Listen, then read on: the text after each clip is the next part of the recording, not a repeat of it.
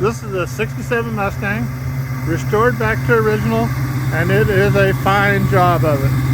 It is sweet. Original color, original interior, original vinyl top. He didn't put white walls on it. It's a little 289.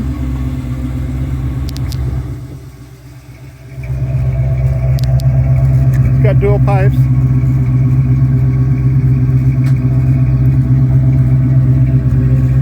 I love first generation Mustangs.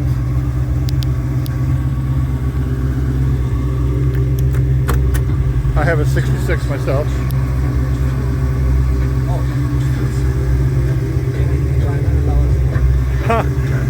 This was a $500 car when he bought it.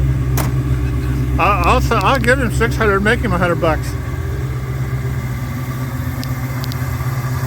And as you see, it's just detailed and beautiful.